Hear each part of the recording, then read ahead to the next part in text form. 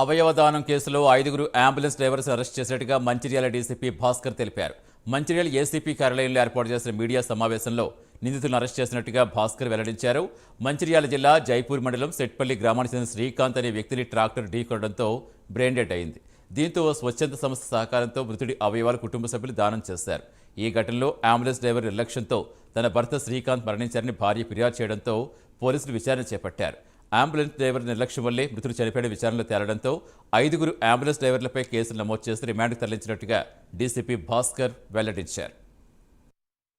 Jaipur police station లిమిట్స్లో August 6వ తారీఖు 2024 రోజు రేవల్లి శ్రీకాంత్ అనే వ్యక్తి ఆపరేషన్ థియేటర్ అసిస్టెంట్గా పనిచేస్తాడు.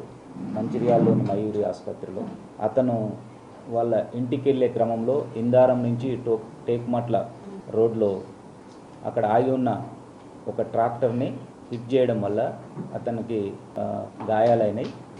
కొండపర్తి రాజు వాళ్ళ బావ రేవల్లి శ్రీకాంత్ అనే వ్యక్తి ఇందారం నుంచి టేక్మట్ల వెళ్ళిపోతున్న రోడ్లో యాక్సిడెంట్ అయ్యి తర్వాత మయూరి ఆసుపత్రికి తీసుకురావడం, అక్కడ వాళ్ళ అక్కగారు